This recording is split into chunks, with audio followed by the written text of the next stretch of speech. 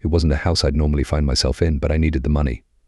When Mrs. Dawson had called, she was practically begging for a last-minute babysitter, saying she'd tried everyone else. Her voice was hurried, and she offered double what I usually made. She mentioned she and her husband would be out late, but she didn't say why or where they were going, only that they'd be back around midnight or a little later. The Dawson house was at the end of a quiet, tree-lined street where every home looked like it had been lifted from some old photograph. It had a strange air to it. The windows were too dark, the trees almost too still. I'd babysat in my fair share of homes, but something about this one didn't sit right. The lights inside were dimmed to a moody glow, and every corner seemed to gather shadows, no matter how brightly lit the room was. Mrs. Dawson greeted me at the door, looking distracted and almost jittery. She gave me a quick rundown of the house rules: no TV after 9, no sweets, no going outside after dark. When she spoke about her son, Luke, her voice softened in a way that sounded forced, as if she were trying to convince herself of something. Luke is a little different, she said, her eyes flicking toward the stairs. He's quiet and he might say strange things sometimes, but just go along with it, all right? He's harmless, really. Before I could even process what that meant, she rushed me upstairs to meet him. Luke was sitting on the edge of his bed, staring at something out the window. His room was unnervingly tidy, every book lined up on his shelves, every toy put in its place. He turned his head slowly to look at me, his face as blank as his expression. He was pale, almost sickly, with large, dark eyes that didn't blink as much as they should. "Hi, Luke," I said, smiling. He didn't respond, just watched me in silence. For a second I thought I saw something in his expression, like he was calculating or judging me, but then his face smoothed back into that vacant stare, and I wondered if I'd imagined it. The Dawsons left soon after, their goodbyes quick and almost perfunctory, as though they were relieved to be leaving. The moment the door shut, the house felt bigger, emptier. Luke was still standing in the hallway watching me without a word. "Would you like to play a game?" I asked, trying to shake off the strange vibe. He shook his head. His eyes followed me as I moved, and there was something deeply unsettling about the way he watched, as though he was studying how I breathed, how I moved. "Are you hungry?" I offered, but he just shook his head again. I could feel the silence pressing in on me, thicker than any silence I'd ever felt in a house. Usually there's the hum of an appliance or the creak of the wood. Here it was a suffocating stillness that seemed to settle into every corner. Finally, I decided to sit in the living room, trying to find comfort in the familiar blue light of my phone. It was maybe an hour later when I heard the softest footstep behind me. I glanced back and found Luke standing in the doorway. He was just watching, his head tilted slightly, his eyes wide and dark. I forced a smile. "Is there something you need?" Luke, I asked. He didn't respond, just continued to stare with that unnerving, almost predatory focus. I decided to leave it alone, chalking it up to a kid's curiosity. But even when I turned back to my phone, I could feel his gaze on me, sharp and unwavering, and something about it made the hairs on the back of my neck rise. After what felt like forever, he finally walked back upstairs, each step deliberate and slow, like he wanted me to hear every sound. The house settled back into silence, but I found myself glancing up at the darkened stairwell every few minutes. It was silly, I told myself, to be so on edge. He was just a kid. A strange kid, sure, but still just a child. I must have drifted off, lulled into a daze by the heavy quiet, because the next thing I knew, I jolted awake to a soft noise from upstairs. I waited, hoping I'd imagined it, but there it was again. A low, muffled sound, almost like someone whispering. It was barely there, but in the dead silence of the house it cut through like a whisper on the edge of sleep. I stood, my ears straining. Part of me wanted to go check, but another part, the bigger part, wanted to stay exactly where I was, glued to the couch and pretending nothing was wrong. I thought about texting Mrs. Dawson, asking if Luke talked to himself at night, but I didn't want to seem paranoid. The whispering stopped, and I forced myself to relax. Kids talk to themselves, I reasoned. He was probably just playing, or maybe talking to a toy. But as the minutes ticked by, I couldn't shake the feeling that something was wrong. My mind ran through every horror movie I'd ever seen, each jump scare and ominous hint. I could almost imagine something creeping just out of sight, hiding in the corners of the house. Then I heard it. A soft creak, coming from the top of the stairs. I glanced up, expecting to see Luke, but the stairwell was empty, nothing but a dark, yawning gap. I tried to laugh it off, telling myself that it was just the house settling. But then I heard it again, louder this time, like someone slowly, carefully stepping down. I took a deep breath and decided to check, if only to stop my mind from spiraling into fear. I climbed the stairs slowly, each step feeling heavier than the last. The quiet stretched on, and I found myself holding my breath as I reached the landing. Luke's door was slightly ajar, just enough for me to see the faintest sliver of his room. I called his name softly, but there was no answer. Hesitantly, I pushed the door open and peered inside. The room was dark, but my eyes adjusted enough to see Luke sitting in the middle of the floor, his back to me, his head lowered as if he were focused on something in his lap. I couldn't see what he was holding, but he was muttering, his voice barely above a whisper. "Luke," I asked, my voice barely steady. He didn't turn around. He just kept whispering to whatever he was holding, his words unintelligible but urgent, like he was sharing a secret. "Are you all right?" I asked, stepping closer. That's when I saw what was in his hands. It was a small, tattered doll, with limbs twisted in strange angles, its face smeared with what looked like charcoal. He was gently stroking its face, muttering something over and over. A chill ran through me as I watched him. He hadn't moved since I entered, didn't acknowledge me at all. I couldn't hear the words, but I could feel their weight, thick and heavy in the air. "Luke," I said again, louder this time. His head snapped up, and for a moment I could have sworn that his eyes weren't just dark but almost hollow, as though there were nothing behind them. But then he blinked, and the moment was gone. He looked up at me with that blank, unreadable expression. "Can I keep her?" he asked, his voice soft and almost pleading. I was too rattled to respond right away. "Who?" He held up the doll, its eyes staring blankly back at me. "Her," he said, as if that explained everything. "No one's going to take her." "Luke," I said, trying to keep my voice steady. I wanted to get the doll out of his hands. Something about it gave me a strange feeling, like it was something that shouldn't have been there, something that felt wrong in this house. But Luke didn't let go. He held the doll to his chest, hugging it protectively, his eyes wary, almost like he didn't trust me. I didn't press him, deciding it wasn't worth a fight, and led him back to bed, tucking him in under the covers. He lay there, silent and stiff, the doll clenched in his hands. I flicked off the light and left the room, but the image of that doll's face, blank and smudged with charcoal, stayed with me. I could feel its empty eyes watching me even in the darkness of the hallway. Back downstairs, I tried to focus on anything else. I checked my phone, scrolled mindlessly, but no matter what I did, I couldn't shake the feeling that something was wrong. It was that doll. Every time I closed my eyes, I saw it, the twisted limbs, the worn, strange face. I knew it was ridiculous to let a child's toy unnerve me, but the feeling wouldn't go away. I was about to pour myself a glass of water when I heard something from upstairs. It was faint but unmistakable, a soft, repetitive thud. I stopped, listening. The sound repeated, a gentle but steady rhythm, like something knocking against a wall. I went up to Luke's room, and through the crack in his door, I saw him standing beside his bed, his back to me. His head was lowered, and his arm was moving in a slow, repetitive motion, as if he was rocking the doll. "Luke," I called, keeping my voice low, not wanting to startle him. He froze, his hand stopping mid-sway. For a moment he didn't turn, just stood there with his back to me, his head cocked slightly to one side. Then, slowly, he glanced over his shoulder. His eyes were darker than before, almost glazed over, and his face wore a peculiar expression, a faint, distant smile that didn't match his eyes at all. "What are you doing, Luke?" I asked, keeping my voice calm, though my pulse had started to race. "I'm taking care of her," he whispered, his gaze returning to the doll. "She doesn't like to be alone." I felt a chill at his words, but I forced myself to respond normally. "It's late, Luke. You should get some sleep." He hesitated, clutching the doll even tighter before nodding. Without another word, he climbed back into bed, still holding the doll close.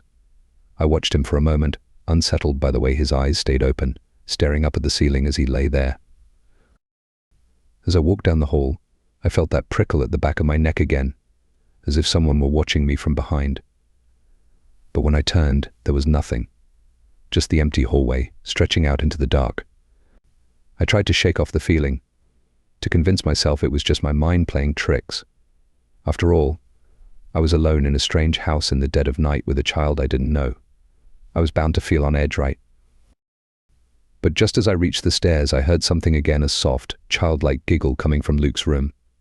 I turned back, my heart pounding. The door was ajar, and through the crack, I saw him lying in bed, his face turned away. He was laughing softly, a sound too cheerful too. Alive for the strange, quiet boy I'd met earlier. It didn't sound like him at all. When I peeked in, he was alone, lying still in bed, his face blank and expressionless, as if he'd been asleep the whole time. The doll was still clutched tightly in his arms. I took a step back, feeling my stomach twist with unease. I could have sworn I'd heard that laughter. It had sounded so close, so clear. Back downstairs, I curled up on the couch, pulling a blanket over myself, but I couldn't relax. Every time I closed my eyes, I felt as though something was standing over me, watching, waiting. I tried to focus on the quiet hum of the fridge, the ticking of the clock. Anything to ground myself, to make this place feel normal. And then, just as I was starting to calm down, I heard it again. The giggle. Only this time it was closer, coming from the bottom of the stairs, where the shadows seemed to gather. I stared into the darkness, straining to see. My breath hitched as a figure emerged slowly, stepping out from the shadows. It was Luke. He was standing at the bottom of the stairs, watching me with that same faint smile, holding the doll in one hand, its head lolling to one side.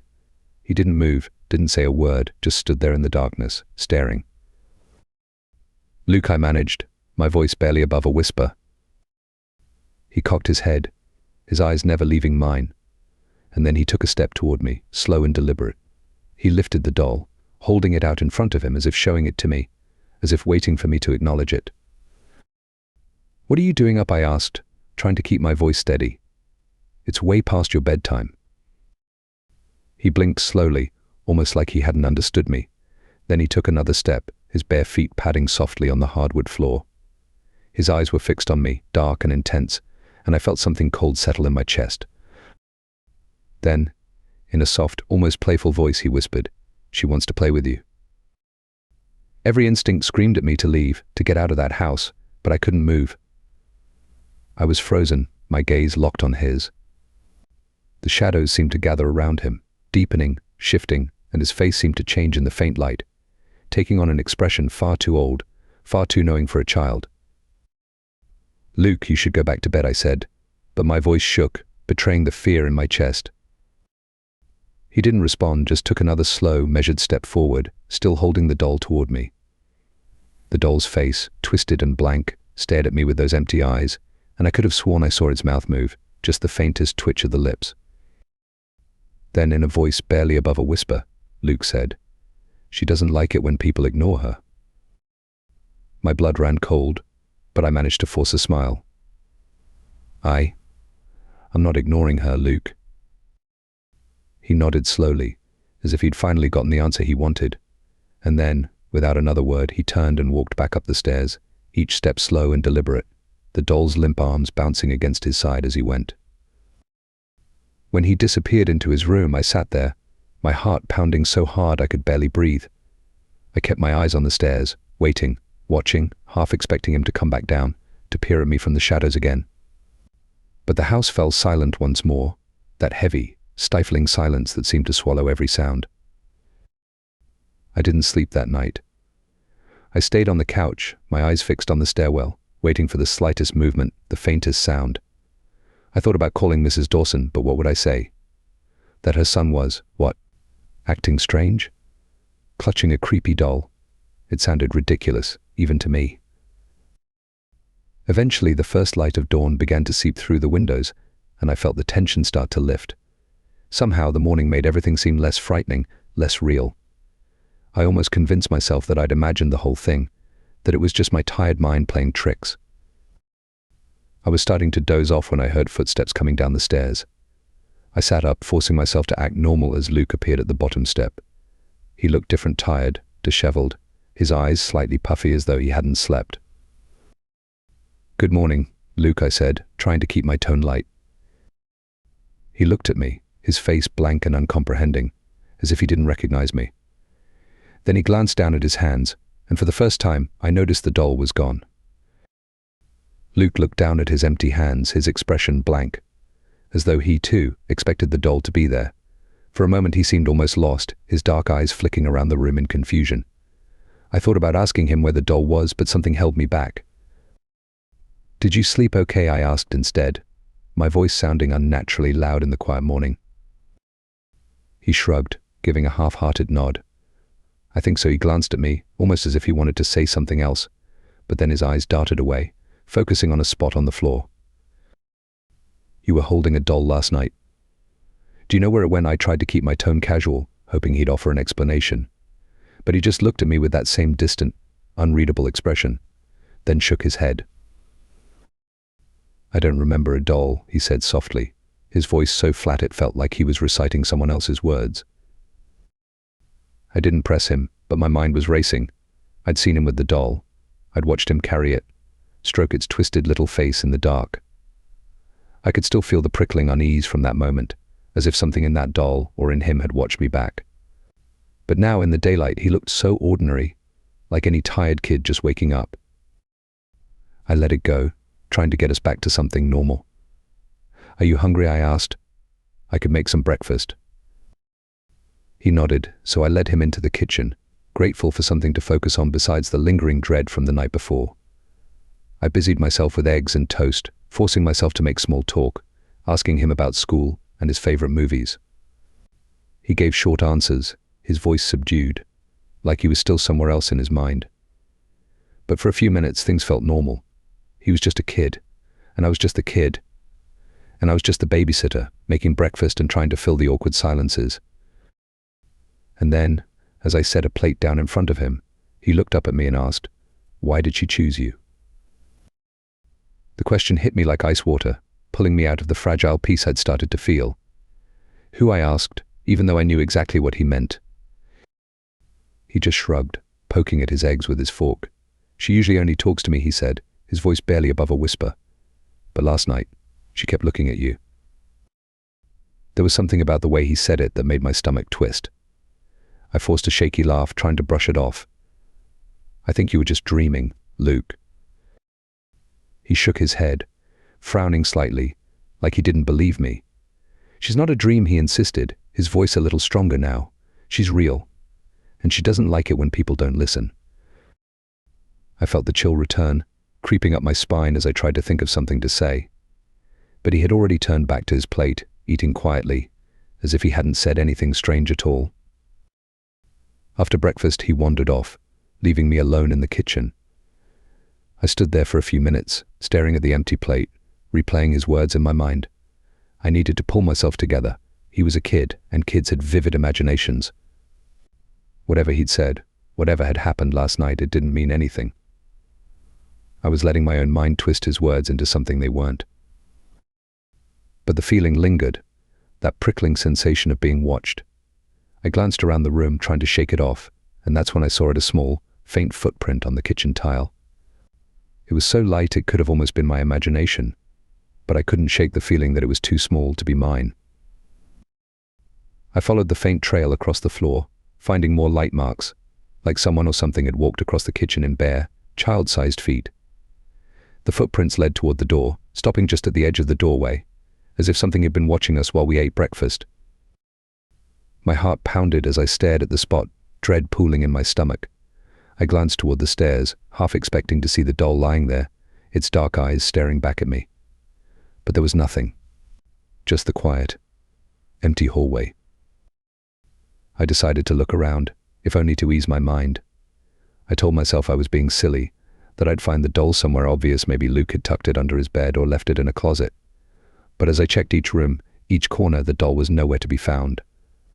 Luke's room was empty, his bed unmade, but there was no sign of the twisted, smudged doll anywhere.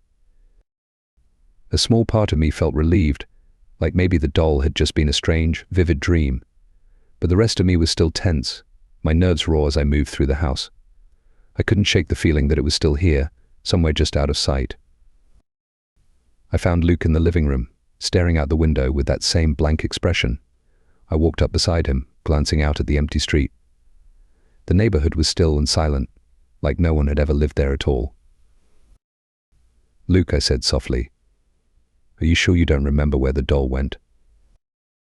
He looked up at me, his eyes wide and dark, and then he shrugged. "She'll come back when she wants to," he said. The answer sent a chill through me, but I kept my face calm. "Who is she, Luke?" For the first time, he looked uncertain, like he was choosing his words carefully. "She's my friend," he said. "She doesn't like to be alone, and she doesn't like it when people forget about her." His words hung in the air, heavy and unsettling. "Where did you find her?" I asked, almost dreading the answer. He glanced away, his fingers playing with the hem of his shirt. "She was here when we moved in. She told me I was supposed to take care of her." The room seemed to grow colder as he spoke.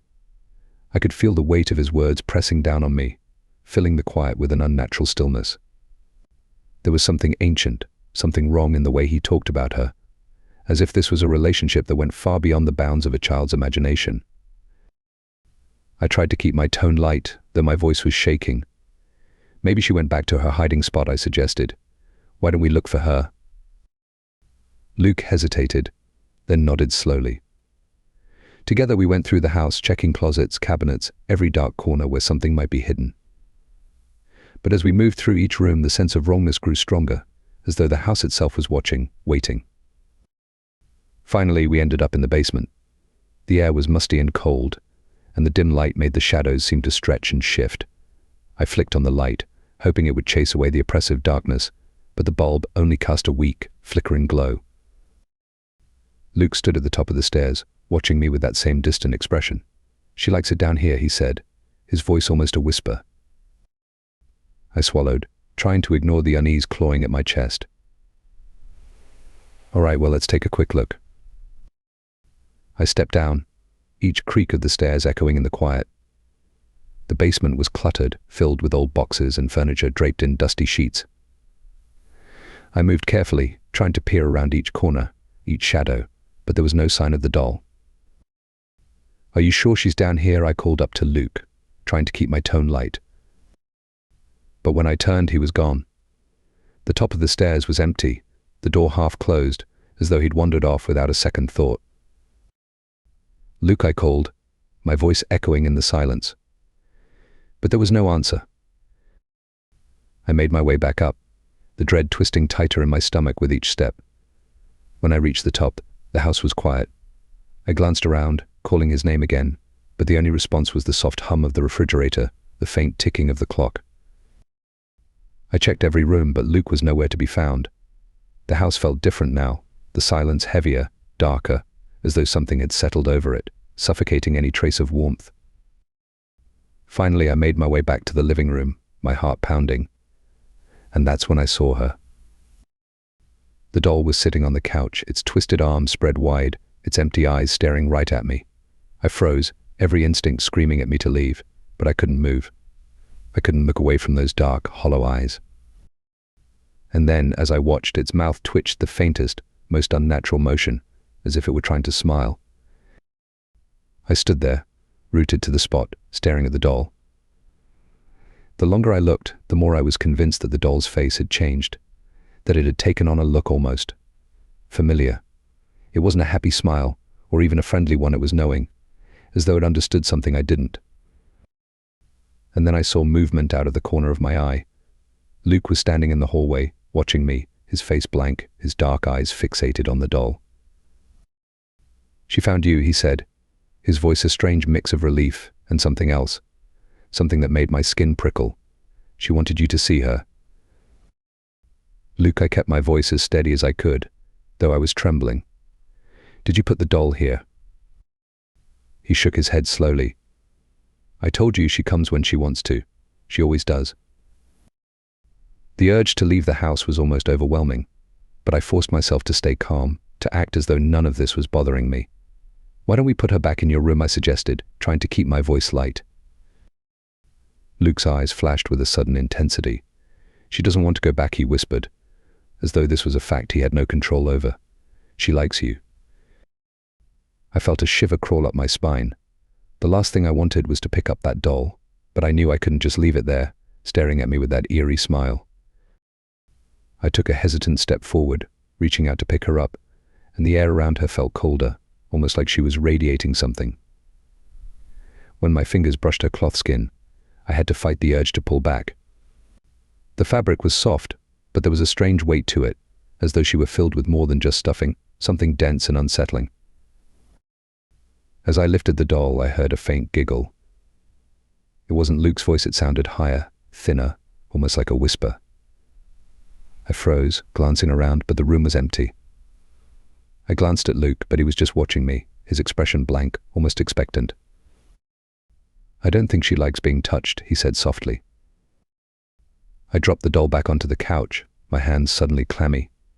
It sat there, its head lolling to one side, its empty eyes fixed on me.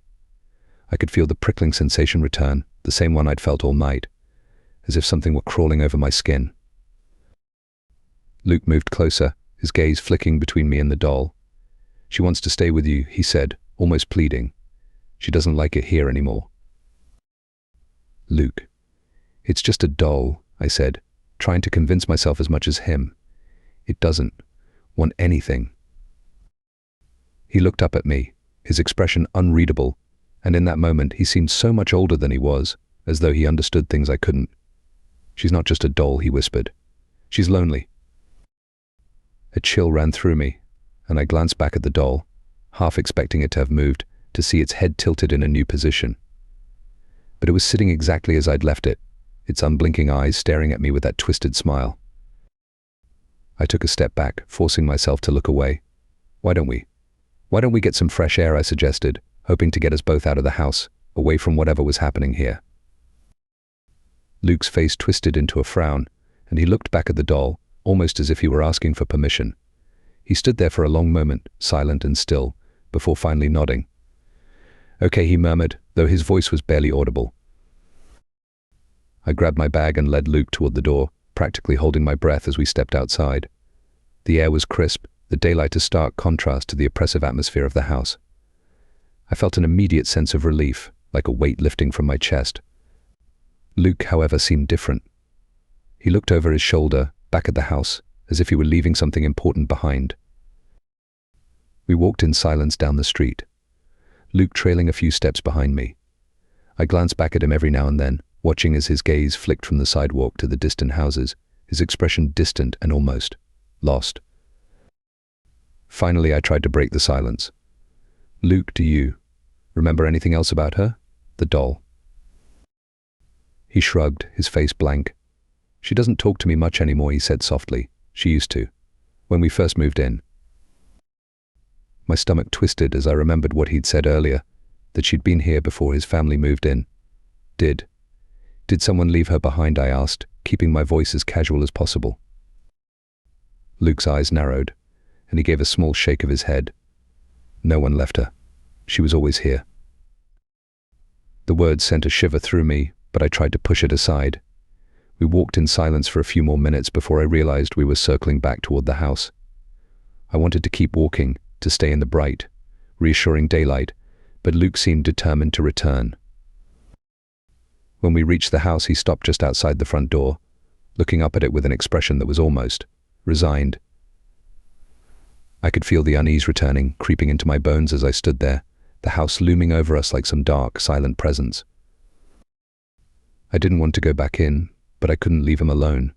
So I followed him up the steps, my heart pounding with every step. Inside, the air felt even heavier than before, as though something was waiting for us. The doll was still on the couch where I'd left it, sitting in that same twisted position, its face angled toward the door as if it had been watching for us. Luke walked up to it slowly, his gaze locked on its face, and for a moment I thought I saw a flicker of fear in his eyes. She's waiting, he murmured, almost to himself. Then he turned and looked at me, his face unreadable. She likes you more now. She wants to be with you. A chill ran through me, and I forced a smile, hoping to mask the fear that was starting to bubble up. I think. Maybe she should stay here, I said gently. She's your friend, right? He shook his head, his eyes darkening. She's not my friend anymore. She doesn't want me. The words hung heavy in the air, and I felt a pang of unease. I glanced at the doll, and for the first time I could swear I saw something in its eyes, something sharp and alive. A glint of something that didn't belong there. Luke looked at me, his expression a strange mixture of sadness and relief. She's yours now, he whispered. Before I could respond, he turned and walked out of the room, leaving me alone with the doll. I watched him go, wanting to follow, but something in the doll's eyes held me in place. I could feel its gaze fixed on me, that cold, unfeeling stare that seemed to see straight through me. And then, slowly, I heard it. A faint whisper, so soft it was barely there, like someone speaking just at the edge of hearing. I'm here. The voice was thin and childlike, but there was something else underneath it, something darker, almost hungry. The words echoed in the stillness, sinking into the walls, into the air around me. I wanted to run, to leave the house, and never look back, but my feet felt glued to the floor. I took a step back, and as I did, the doll seemed to lean forward, as though it were watching my every movement, waiting. I felt its presence pressing in around me, filling the air with a cold, suffocating weight. I stumbled back, nearly tripping over my own feet. And that's when I heard Luke's voice from the hallway, soft and distant. She won't let you leave now. I looked toward him, a spark of panic flaring in my chest. His face was blank, his eyes almost pitying. I wanted to scream, to tell Luke to come back, but my throat felt tight, as if the air itself had thickened around me. The doll was still on the couch, its head tilted slightly, eyes fixed on me in that unblinking, hollow way. I forced myself to turn away, to take a step back toward the hallway, but I could feel its gaze follow me, as though something alive were watching me leave. Luke stood at the far end of the hallway, his expression cold and distant, his eyes flicking between me and the doll. It was as though he were waiting for me to accept something terrible that I couldn't quite understand. My heart hammered as I moved toward him, hoping he would snap out of whatever trance he was in. Luke, please, we need to leave, I whispered, desperate to get us both out of the house. But he shook his head, a strange, almost pained look passing over his face. She won't let you go now. She chose you. You have to stay. Luke, that's not true, I said, fighting the rising panic in my chest. We can both leave, right now. He took a step back, his gaze flicking nervously toward the living room. It doesn't work like that. She only lets you leave when she's ready. My mind raced, the weight of his words sinking in with a sickening dread. I wanted to tell him he was wrong, that he was just a kid, that none of this could possibly be real. But the cold, suffocating silence of the house told me otherwise. I could feel it in my bones, an awareness that something was watching, something that hadn't been there before. Luke, I said, trying to keep my voice steady, where did she come from? Do you know? He hesitated, looking down at his hands, his fingers twisting nervously. Mum told me. Not to ask questions, he murmured. But sometimes I hear her. She whispers when it's dark. The words sent a chill through me. I wanted to tell him to stop, to shield him from whatever truth he was carrying. But I had to know. What does she say? Luke looked away, his face pale and drawn. She talks about being alone. And cold. She wants to find a friend. I felt my pulse quicken as his words sank in. I thought of the doll, its hollow, staring eyes, and the way it had seemed to shift, to change, as though it were watching me.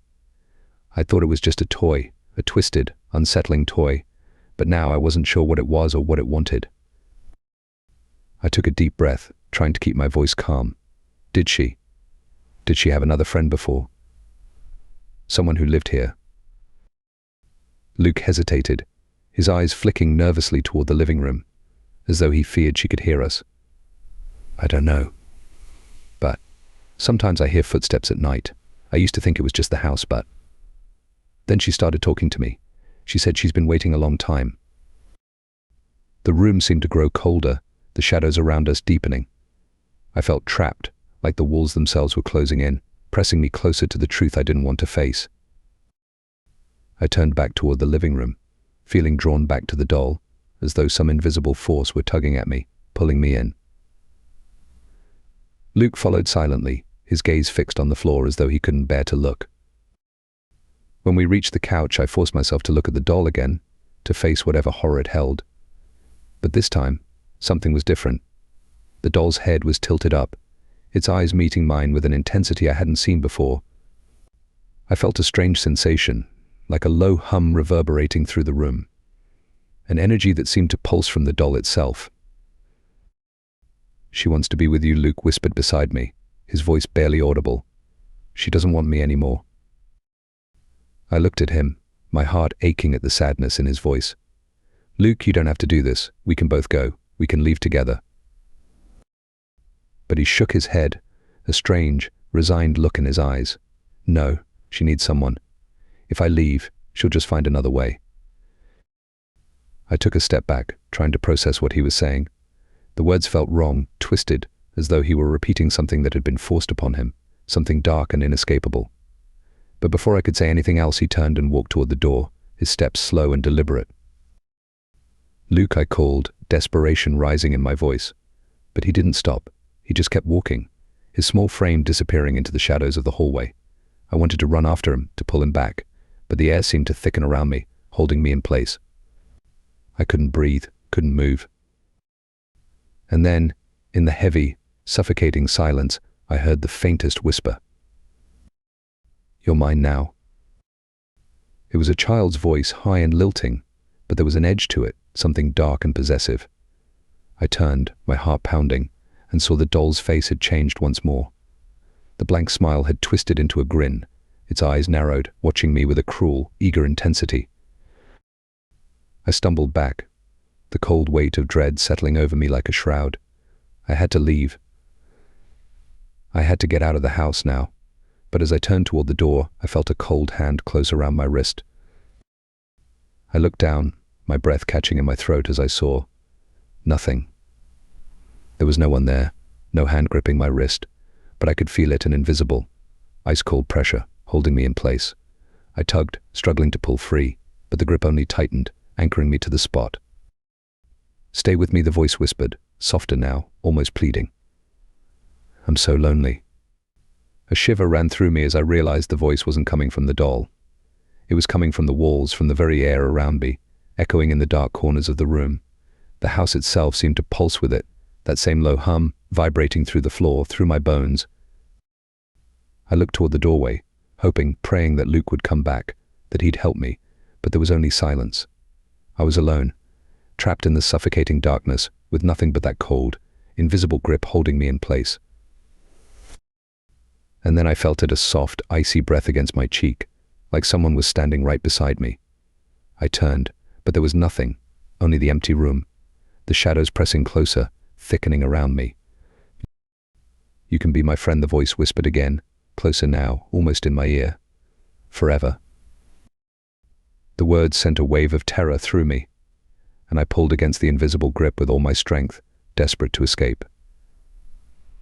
I stumbled back, breaking free, and ran toward the door, my heart racing as I threw it open.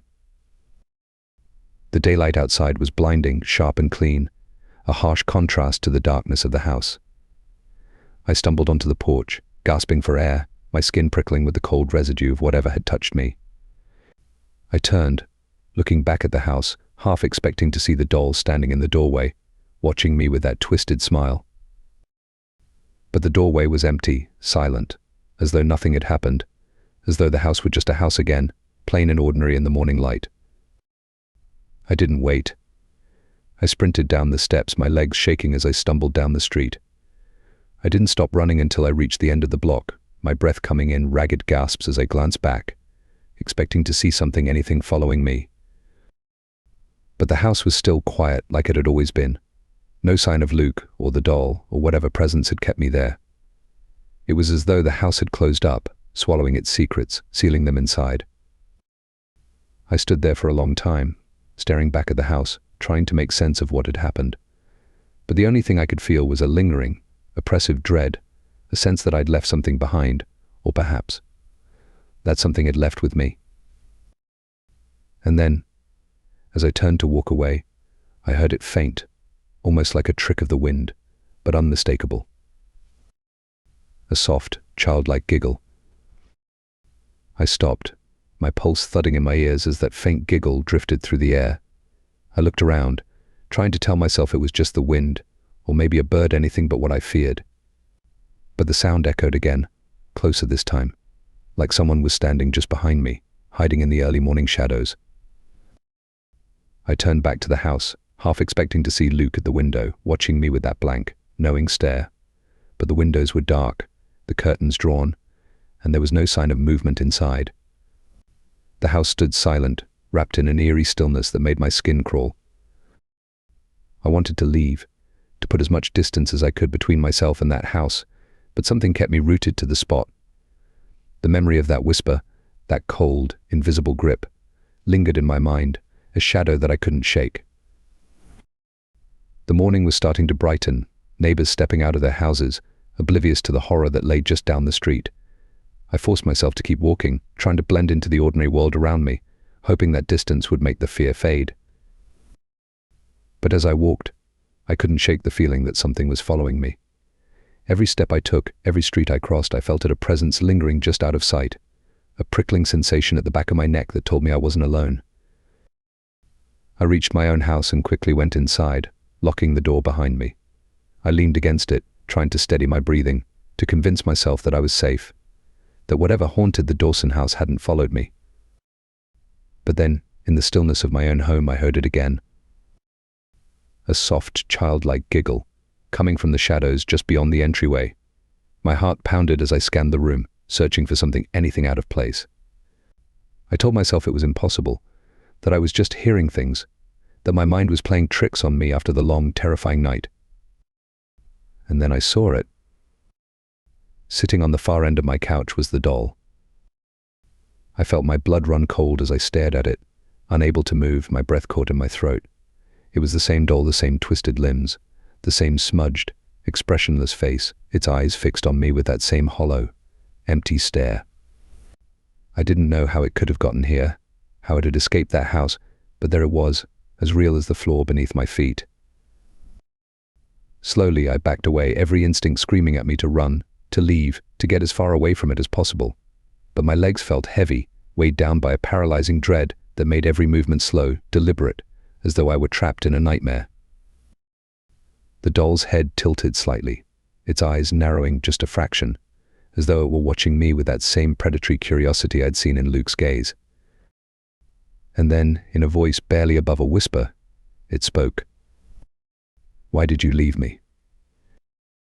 The words echoed through the room, chilling in their simplicity.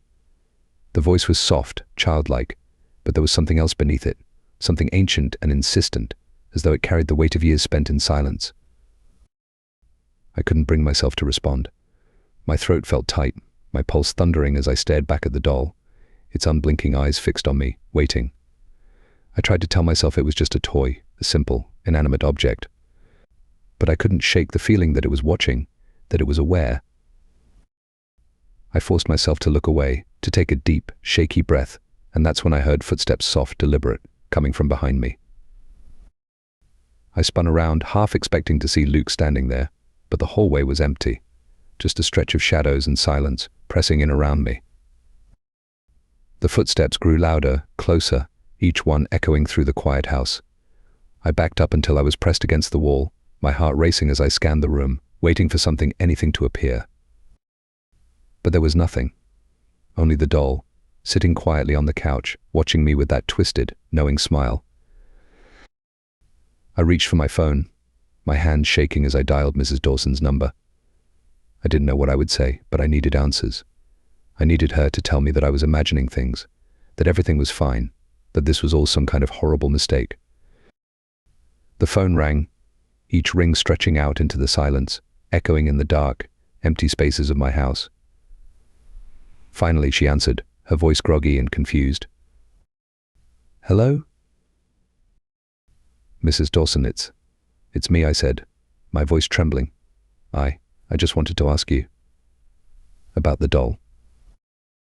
There was a long, heavy pause on the other end of the line, and I could hear her breathing, slow and shallow, as though she were bracing herself. The doll, she repeated, her voice barely above a whisper. Yes, I said, glancing back at it. It hadn't moved, but I could feel its presence, watching, waiting. The one that Luke, the one he said was his friend. There was another pause, longer this time, and I could hear the faint sound of her shifting, her voice lower, quieter when she finally spoke. We didn't give him that doll, she said slowly. We found it here when we moved in. We tried to throw it away, but it always came back. A cold shiver ran down my spine as her words sank in. I glanced back at the doll, feeling a wave of nausea as I realized what she was saying. We thought it was harmless at first, she continued, her voice tinged with a quiet, desperate fear. But then Luke started hearing things, talking to it. He said it was his friend, but sometimes he'd say things he couldn't have known. Things about the house, about people who used to live here. I felt a prickling sensation at the back of my neck, the cold weight of dread settling over me once more. Why didn't you get rid of it? I asked, though I already knew the answer. We tried, she whispered, but it wouldn't let us. Every time we threw it out, it would show up again somewhere else in the house. And then Luke started changing. He became quiet, withdrawn. He wouldn't look at us, wouldn't talk to us. He said she needed him, that he had to stay with her.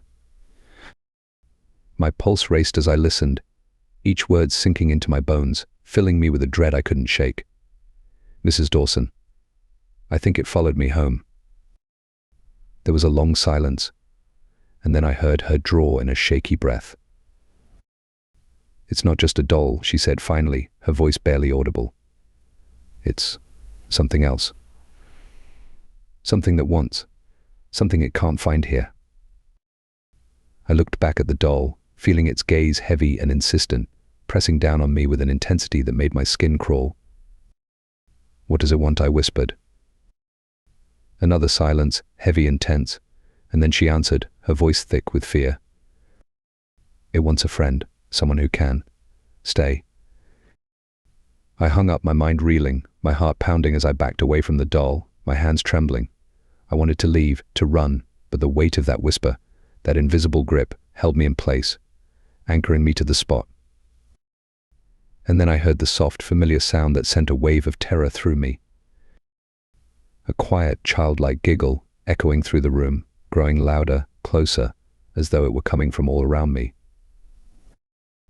The giggle grew louder, echoing around the room, filling every corner. It was playful, almost teasing, like it knew something I didn't, something it wanted me to find out. My heart pounded as I pressed myself against the wall, my eyes darting around the room, looking for anything that could explain what was happening. But there was nothing there, just the doll, sitting on my couch, its smile stretched into that unnatural, knowing grin. I took a shaky step back, my gaze still locked on the doll, and that's when I saw it, a dark smudge on the floor, a small, childlike footprint leading away from the couch and toward the hallway. My breath caught as I realized there was another footprint beside it, and another, stretching down the hall, fading in and out like some faint, ghostly trail.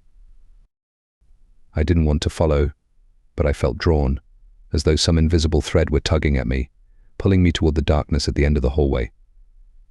I took a step forward, then another, each step heavy and deliberate, my eyes fixed on the trail that led me deeper into my own home. As I moved down the hall, the air grew colder, the walls pressing in on me, the shadows deepening with each step. I could still hear the giggle, soft and insistent, echoing around me like a taunt. It was as though the house itself were laughing, mocking me, daring me to keep going. When I reached the end of the hallway, I saw where the trail led. It stopped just outside my bedroom door, which was slightly ajar, the faintest sliver of darkness visible through the crack. I reached out, my hand trembling as I pushed the door open, the hinges creaking in the heavy silence. The room was dark, but I could just make out the shape of the bed, the shadows pooling around it like a living, breathing thing. I stepped inside, my heart hammering in my chest, and that's when I saw it. Sitting on the edge of my bed, her face half hidden in shadow, was the doll. I stumbled back, my pulse thundering as I tried to make sense of what I was seeing. I'd left her on the couch. I knew I had. But here she was, waiting for me, her empty eyes fixed on me with that same eerie intensity. "Why are you doing this?" I whispered, my voice barely audible, my throat tight with fear. In the silence, the doll seemed to shift, her head tilting slightly as though she were considering my question. And then, in that same thin, childlike voice, she spoke. "You left me." The word sent a chill through me, and I felt my back press against the wall, as if I could somehow distance myself from her, from whatever presence inhabited that small, twisted body. I wanted to run, to escape this nightmare, but I felt trapped, held in place by an invisible force that seemed to wrap around me, tightening with each passing second. "You left me," the voice repeated, softer now, almost sad. "I needed you." I took a shuddering breath, trying to steady myself. I didn't mean to leave you," I whispered, desperate to keep her talking, to keep her from doing whatever it was she intended to do. I don't belong here." She was silent for a moment, and I could feel the weight of her gaze pressing down on me, filling the room with that cold, suffocating presence. "Stay," she whispered, and this time the voice was different, darker, layered with something that felt ancient, something that carried the weight of years, of loneliness and longing. "Stay with me." I shook my head, fighting the terror that was threatening to swallow me whole. "I can't. I'm not yours. I don't belong here." The doll's head tilted further, her smile widening, stretching impossibly, as though the fabric of her face were being pulled, twisted into an expression that was almost human. And then, slowly, she stood.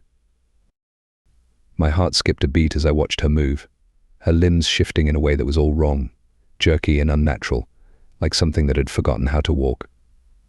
She took a step toward me, her eyes never leaving mine, and I felt the walls close in around me, the air growing colder, thicker, as though the very house were drawing me in, trapping me. "Stay," she whispered again, her voice soft, insistent. "I need you." I backed up, pressing myself against the door, my mind racing. I had to get out of here. I had to escape.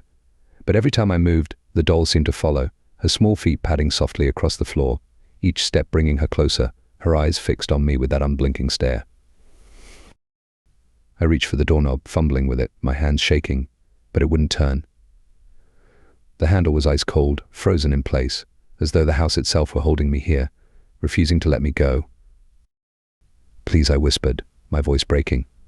"Please, just let me go." The doll's head tilted again, her smile widening even further, and then in that dark, childlike voice she spoke once more. "No one leaves." The words echoed around me, filling the room with a suffocating darkness, pressing down on me, wrapping around me like a shroud.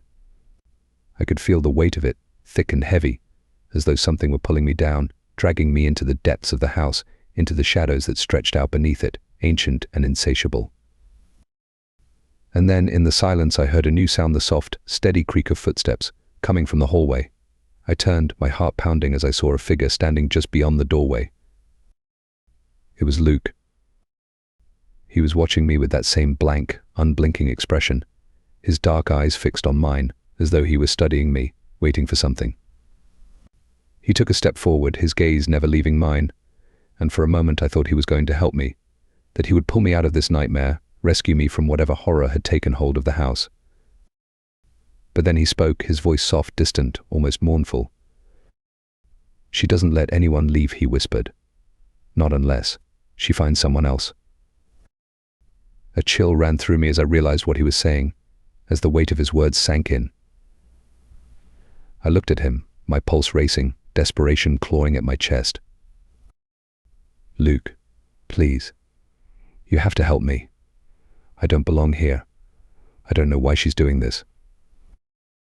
He shook his head, his expression unreadable, and in that moment, I saw a flicker of something in his eyes, a sadness, a resignation, as though he had already made his peace with the house, with the doll, with whatever darkness lay within its walls.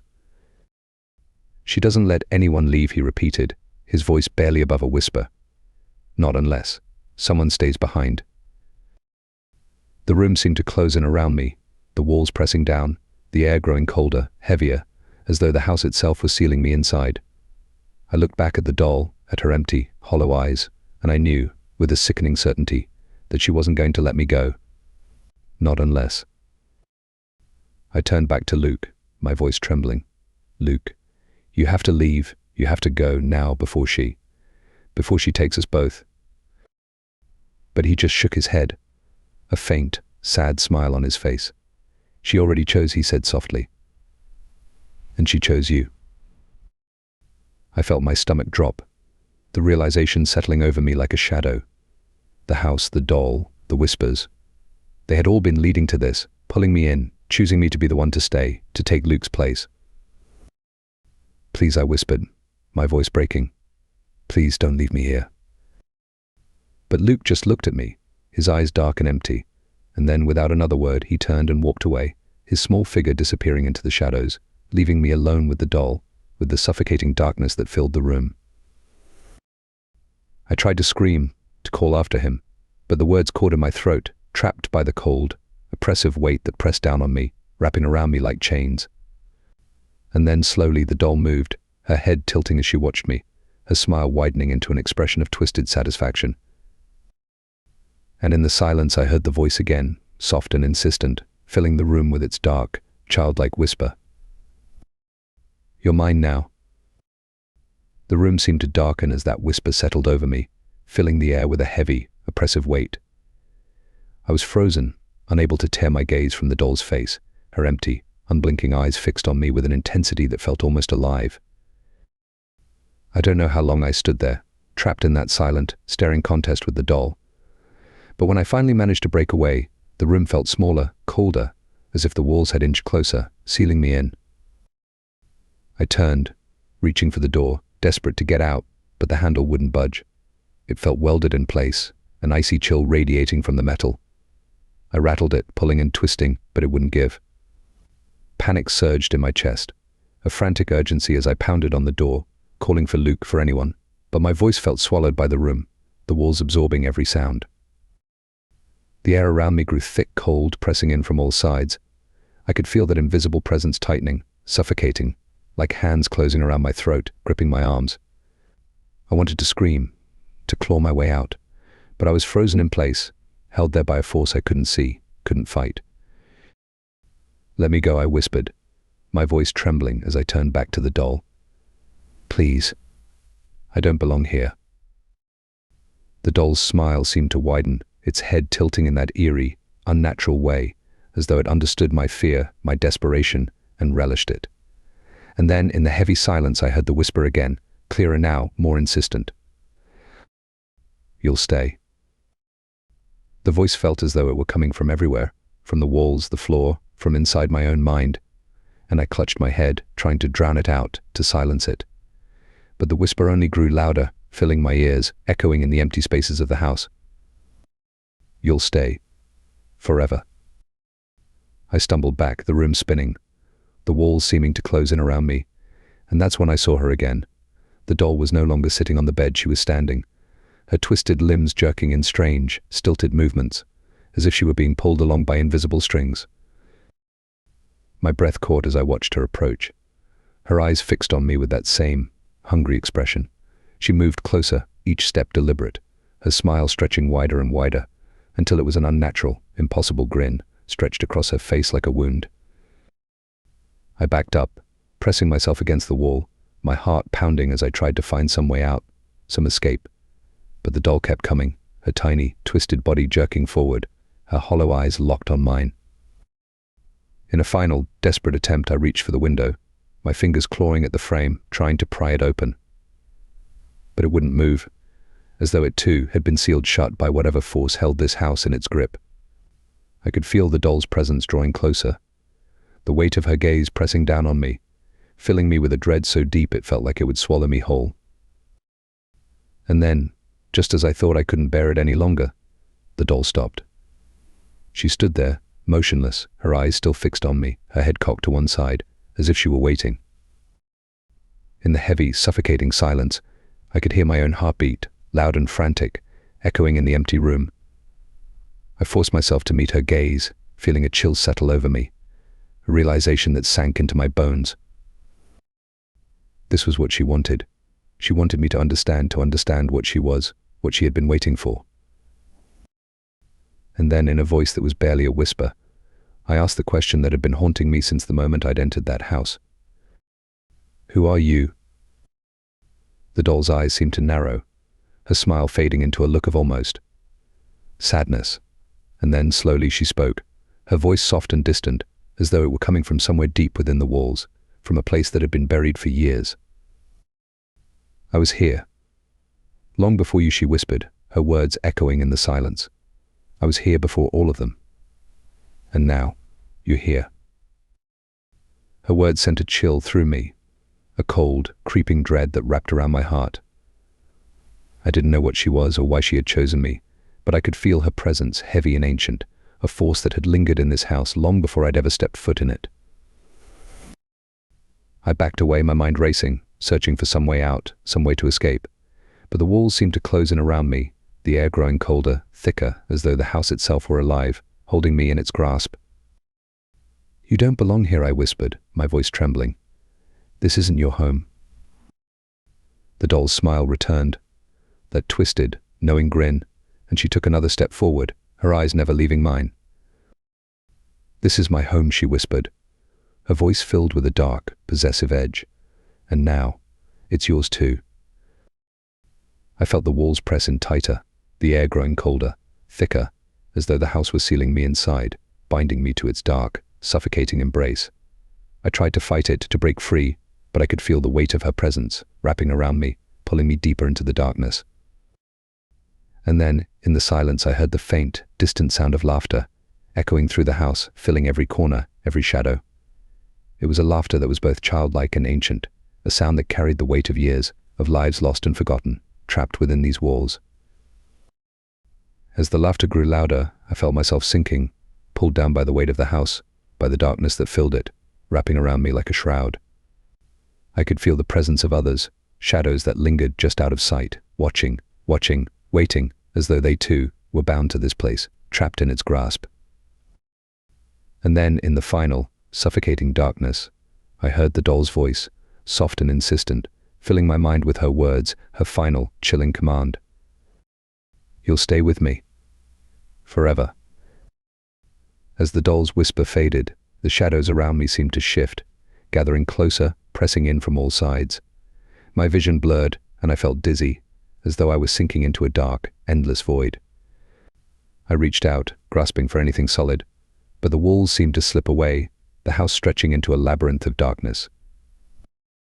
I tried to focus, to hold on to a single thought that could anchor me, something that would keep me from falling into the doll's grasp. But her voice was there, threading through my mind, soft and insistent, whispering words I couldn't quite make out.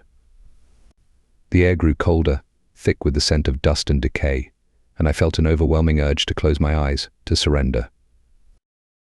But then, through the fog of fear, I remembered Luke, the blank look in his eyes, the way he'd stared at me, resigned to his fate. If I didn't fight, I would become just like him, another hollow figure trapped in this house, under her influence. With every ounce of willpower I had, I forced myself to move, to push through the suffocating darkness. The walls felt solid again beneath my hands, the faintest glimmer of hope sparking in my chest as I stumbled forward, my hand trailing along the wall as I navigated the twisting hallway. I didn't know where I was going, only that I had to keep moving. The shadows whispered around me, voices murmuring my name, calling me back, but I ignored them, my focus on one thing alone, escaping. I stumbled through the hallway and back into the living room. The doll was no longer on the couch. The room was empty, silent, but I could feel her presence, watching, waiting, lurking just out of sight. I had to find Luke. Maybe somehow I could save him too. I called his name, my voice echoing through the empty rooms, but there was no answer. I searched every corner, every shadow, but he was nowhere to be found. My heart pounded as I reached the basement door. I'd avoided going down there, something in me recoiling from the thought of descending into that dark, stifling space. But I knew, deep down, that this was where she wanted me to go, where the truth of her presence lay hidden. I pushed open the door, the darkness beyond stretching out like a gaping maw. Each step I took felt like a descent into something ancient, something that had been waiting for me long before I ever arrived.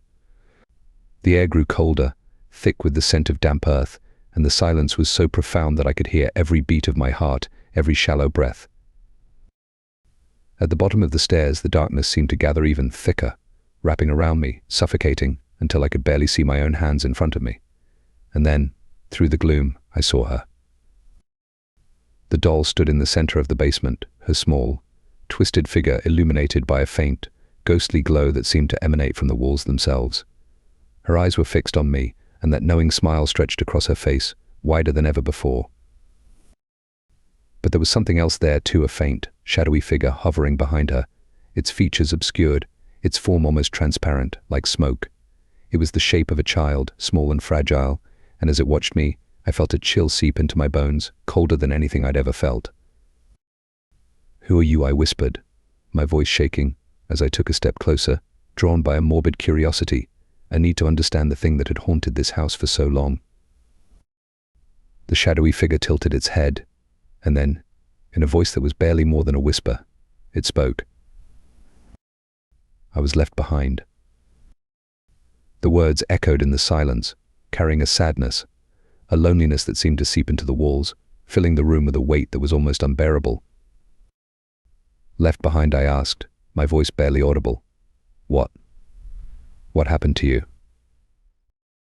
The shadow hesitated, its form flickering, and then, slowly, it began to speak, its words winding through the air like smoke, filling the room with an ancient, echoing sadness. I waited. So long it whispered, its voice laced with a longing that made my chest ache. But they never came back. They left me here alone. And I didn't know how to leave. The figure's words filled me with a strange, aching sorrow, a sense of sympathy that mingled with my fear. I wanted to reach out to offer comfort, but as I took a step forward, I felt the doll's gaze sharpen, her hollow eyes narrowing, watching me with an intensity that made my skin crawl. "They left you," I whispered, my heart aching at the thought. "But that doesn't mean you have to stay.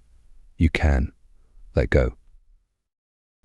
The shadow figure seemed to hesitate, flickering as though caught between worlds, between choices.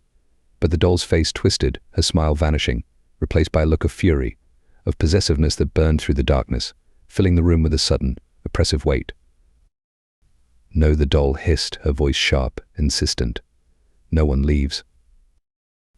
The shadow figure shrank back, its form wavering, and I felt a surge of anger, of desperation, rising within me. This presence, whatever it was, had trapped her, held her in place, binding her to this house, to the darkness that lingered within it. And now it wanted me too. I took a deep breath, summoning every ounce of courage I had, and faced the doll, my voice trembling but strong. "You don't control us," I said, the words coming from somewhere deep within me. "You're just a shadow, a memory. You don't own me, and you don't own her." The doll's eyes blazed with a dark, furious light, her mouth twisting into a snarl, and the air around me grew colder, sharper, as though filled with invisible knives. I could feel her presence pressing down on me, clawing at me, wrapping around me in a suffocating grip. But I held my ground, refusing to let her pull me down, to trap me in her dark, twisted world. "Let us go," I said, my voice steady, my gaze locked on hers. "Let her go." The shadowy figure seemed to shift, its form growing brighter, stronger, as though my words had somehow weakened the doll's hold, loosening the chains that bound her to this place. The room filled with a faint, ghostly light, and I could see her face clearly now. A child's face, pale and sad, her eyes filled with a sorrow that went beyond words. She looked at me, her gaze softening, and I felt a warmth spread through me, a sense of peace that pushed back the darkness, that held it at bay. And then, in a voice that was barely more than a whisper, she spoke. "Thank you." With those words, the shadowy figure seemed to dissolve, her form melting into the light, disappearing into the darkness. The air grew warmer, the weight lifting, and I felt a strange, bittersweet relief, the sense that something had finally been set free. But as the light faded, as the room returned to its normal, dim state, I realized the doll was still there, her hollow eyes fixed on me, her face twisted into a look of pure, unbridled fury. "You think you can leave?" she hissed, her voice sharp, filled with a dark, seething hatred. You belong to me now. You'll always belong to me." I backed away, the finality of her words sinking in, filling me with a dread that went beyond anything I had ever felt. The shadow had been set free, but this thing, this dark, twisted presence that had taken root in the doll was still here, still bound to the house, to the darkness that lingered within its walls. And she wasn't going to let me leave. With a final, desperate surge of willpower, I turned and ran, racing up the basement stairs, my footsteps echoing through the empty house. I didn't look back, didn't let myself think, my only goal to escape, to get out of the house before she could pull me back into her grasp. I burst into the hallway, my heart pounding as I stumbled toward the front door. My hand closed around the doorknob, and for a moment I thought it would be locked, that she would hold me here, trap me in this dark, endless nightmare. But the door swung open, flooding the hallway with sunlight, warm and bright and real. I stepped outside, the fresh air filling my lungs, pushing back the darkness that had lingered within me, that had held me captive in that house. I looked back one last time, half expecting to see her standing in the doorway, her hollow eyes fixed on me, her twisted smile etched across her face. But the doorway was empty, the house silent, as though nothing had ever happened. I stumbled down the steps, my legs weak, my mind reeling, and made my way down the street, away from the house, from the darkness that lingered within it. But as I walked, as the reality of the night's events began to settle in, I felt a cold prickle at the back of my neck, a faint, lingering presence that seemed to follow me, shadowing my every step. And in the silence, just on the edge of hearing, I heard her voice, a whisper that sent a chill through me, a reminder that no matter where I went, no matter how far I ran, she would always be there, waiting. "You'll come back," she whispered, her voice soft, dark, filled with a quiet, possessive certainty. And as I looked back at the empty street, the silent house, I knew with a cold, creeping dread that she was right. For days I tried to return to normal, telling myself that what had happened in that house was just a nightmare. But no matter how hard I tried, I couldn't shake the feeling that something had followed me home. I felt her presence everywhere, in the dark corners of my room, in the cold drafts that crept through my house at night. Even the faintest flicker of a shadow would send my heart racing, a sickening reminder that she was still out there, or worse, still with me. I kept seeing flashes of her out of the corner of my eye, a twisted doll's shape, hollow, unblinking eyes. But every time I turned to look, there was nothing, only the quiet, empty space where she'd been. I started to avoid looking into mirrors, terrified I might see her watching from behind me. But at night, as I lay in bed, I would feel her presence grow stronger, pressing in around me, filling the air with that cold, suffocating dread. I couldn't sleep, I couldn't escape. It was as though the very darkness itself was infused with her, as though she had bound herself to me. Then, one night, I woke to the sound of a faint giggle, echoing through my bedroom. My heart stopped as I stared into the darkness, every nerve on edge. The laugh was soft, childlike, but there was something twisted about it, something that filled me with an overwhelming sense of dread. I sat up, scanning the room, my eyes adjusting to the dim light. And that's when I saw a faint shadow at the foot of my bed, small and twisted, like a child's figure, crouched low, watching me. I wanted to scream, to get up and run, but I was frozen, trapped in her gaze, her hollow eyes fixed on me with a possessive intensity. "You left me," she whispered, her voice echoing in the darkness, filling the room with a cold, suffocating weight. "But I found you." The words sank into me, sending a chill through my bones. She had followed me. She had bound herself to me, carried by the darkness that had seeped into my life, staining every corner, every shadow. I don't belong to you," I whispered, my voice shaking, though I knew, deep down, that it wasn't true. Somehow I had crossed a line, and now I was bound to her world, to her darkness. She tilted her head, her mouth twisting into that horrible, knowing smile.